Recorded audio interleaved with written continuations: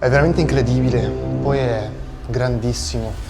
In questa avventura scopriremo il bunker antiatomico più sicuro al mondo, immergendoci nella storia di una delle più folli dittature in Europa, tra spie comuniste e un leader paranoico che privò della libertà il suo popolo per più di 40 anni.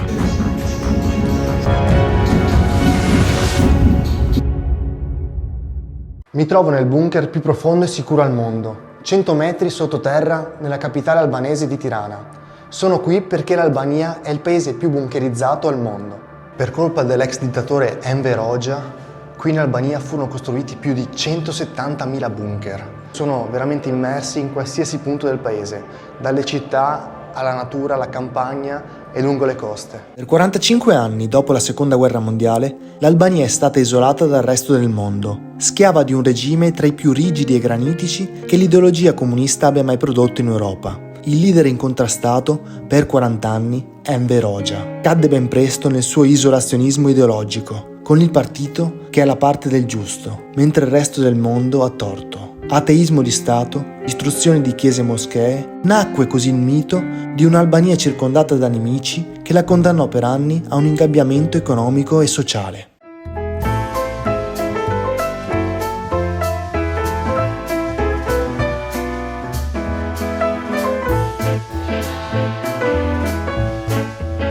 Stiamo avvicinando all'ingresso del Bunker 1, dove inizierà la vera e propria esplorazione all'interno di questo grandissimo bunker. Il bunker è stato costruito dal 1972 al 1978, destinato a ospitare i capi di Stato Maggiore in caso di attacco nucleare. E tutta la struttura era costituita da cemento armato più lastre d'acciaio, in modo tale da impedire e fare da barriera eventuali radiazioni, eventuali scoppi delle bombe nucleari. In questa prima zona c'è anche una zona di decontaminazione per evitare proprio prima di entrare e portare magari dei veleni o altre sostanze che potevano essere nocive per tutte le altre persone che stavano lavorando all'interno del bunker. Wow, ora si sta proprio entrando. Come potete vedere, porte in cemento armato di 20 cm e più, spessissime. Questa è la stanza di decontaminazione. Qui bisognava spogliarsi, lavarsi, depurarsi da ogni possibile sostanza nociva che poteva entrare all'interno. Queste due botole dovevano evitare di far entrare l'aria contaminata dall'esterno verso l'interno. Potete sentire anche i rumori dell'acqua. E per entrare avete visto che abbiamo superato più porte, con più barriere, con più lastre d'acciaio, proprio da impedire qualsiasi tipo di contaminazione. Nel bunker ci sono 106 stanze in 5 livelli differenti e una sala parlamentare. Il comandante supremo e dittatore assoluto dell'Albania in questo periodo era Enver Hoxha. E qui ora ci troviamo nel suo ufficio, che per il tempo era lussuosissimo. Questa era tutta l'anticamera dove c'era il suo segretario personale. Qui stiamo entrando nel vero e proprio ufficio di lavoro, poltrone, e credo che questa fosse la sua scrivania. Questa è la registrazione ufficiale della radio durante il periodo comunista. E in questa invece è la camera da letto.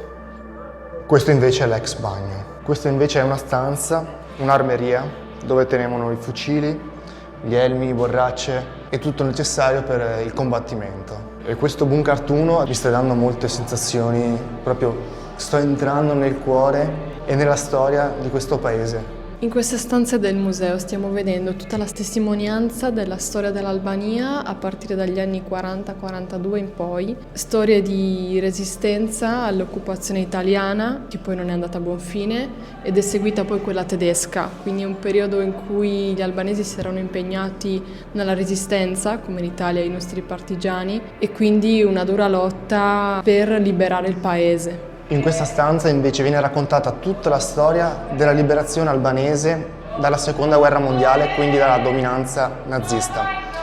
Qui in questo momento Enver Hoxha divenne il primo ministro per dare una sorta di democrazia all'Albania che in realtà non avvenne, perché in realtà dopo ci fu una vera e propria dittatura comunista da parte di questo leader. Questa invece era tutta la stanza dedicata alle intercettazioni. Apparecchiature originali utilizzate nel corso degli anni dalle forze armate albanesi, alcune di produzione russa, altre produzione cinese, devono ricostruire l'Albania dal punto di vista politico, giuridico, economico e quindi le prime elezioni simil-democratiche, ma in realtà di democratico non c'era nulla, perché c'era un analfabetismo dilagante, si votava tramite biglie, una per il democratico e le altre per gli altri partiti. Si voleva dare potere ai ministri che erano riusciti ad uscire dalla situazione di guerra e che quindi volevano ricostruire il paese. Il Partito Comunista di Oggia scelse di chiamarsi il Partito Comunista del Lavoro. Nei primi anni del dopoguerra presentò agli albanesi un progetto ambizioso per lo sviluppo dell'economia, dell'educazione, della cultura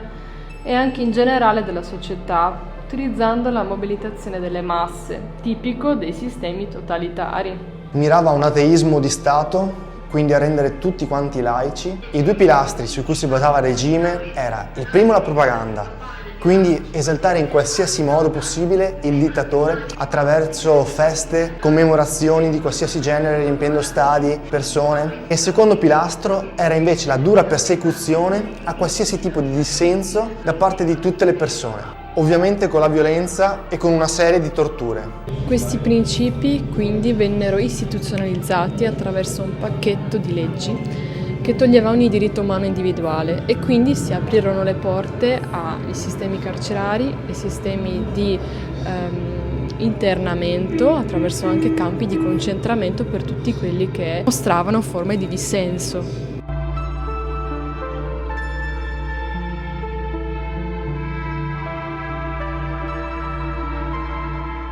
In questi posti comunque si respira ancora un'aria antica. È un profumo di un tempo passato. Questo è invece l'ufficio del primo ministro della difesa che ha seguito tutti i lavori per la costruzione del bunker. Come vedete è molto simile all'ufficio che abbiamo visto di Enver Hoxha e questo era il braccio destro del dittatore. In questa stanza si trova il cuore del sistema di filtraggio dell'aria e quindi lo scopo era quello di purificare l'aria da eventuali veleni di un'esplosione chimica o una guerra chimica. Qui troviamo un'uscita di emergenza e qui una serie di livelli, di porte, camere su anticamere, barriere su barriere dove cercavano di fermare qualsiasi tipo di veleno o di bomba. Questi invece sono tutti i progetti segreti della costruzione di questo bunker. Questo credo sia veramente originale e qui ci sono le vecchie tubazioni. Questa invece è una ricostruzione di un appartamento dell'epoca degli anni 70, tavolo cucina con stufa, mobilio per mettere i piatti e tutto quanto. Questa è invece tutta la sala bar che precede la sala parlamentare. Questa invece era la grandissima sala parlamentare dove venivano anche simulate delle azioni di guerra, dove lì sul palco veniva messa un'immensa mappa del paese.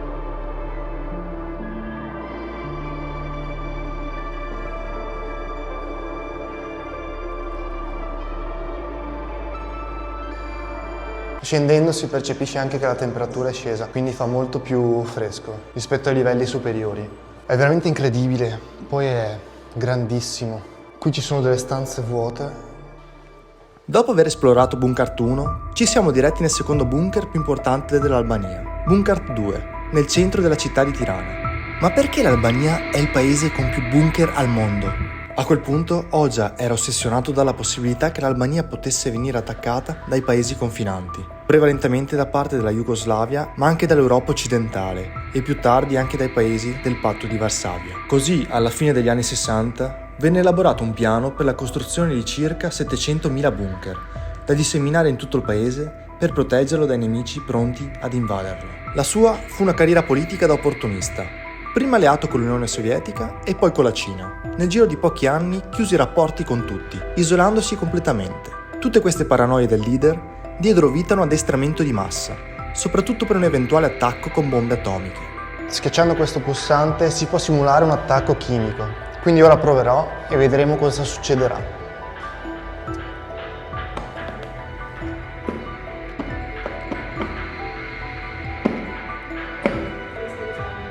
Nulla, non succede nulla. Questo bunker, diventato un museo, si concentra sul ruolo della polizia e dei servizi di sicurezza in Albania durante il turbolento XX secolo. Si tratta di un bunker sotterraneo sotto il Ministero degli Affari Interni. Nelle sue sale, infatti, sono raccontate inquietanti vicende legate alla dittatura, l'azione della Sigurimi, i servizi segreti albanesi, con particolare attenzione alle vittime del regime.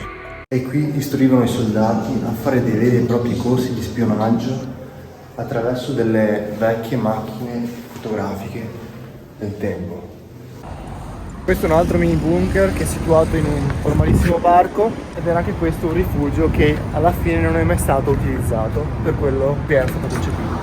Questa è l'ex villa dell'ex dittatore Enver Hoxha e abitò qui fino alla sua morte. E ora ci troviamo nella zona di Bloku, che una volta praticamente era il circondario del Partito Comunista, quindi tutti i maggiori capi responsabili vivevano in questa zona. Oggi invece è un principale centro di shopping, di bar, ristoranti, della movida notturna di Tirana. Questa invece è la piramide e fu aperta il 14 ottobre 1988 in memoria della morte di Enver Hoxha, che morì 3 anni prima. La struttura era stata progettata dalla figlia del genero e fu l'edificio più costoso mai costruito in Albania.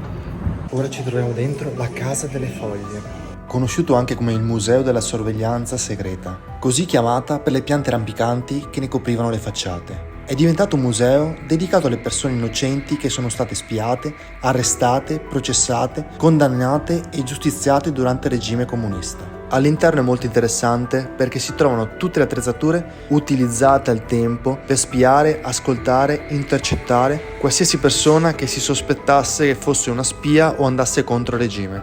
Il museo è ospitato in una villa di 2 piani che originariamente, costruita nel 1931, era una clinica ostetrica e ginecologica. Dopodiché, con l'invasione tedesca, fu il quartier generale della Gestapo e finita la seconda guerra mondiale divenne appunto il centro della Sigurini, la polizia segreta albanese che perseguitava tutti coloro che andavano contro il regime, fino al crollo del regime comunista nel 1991.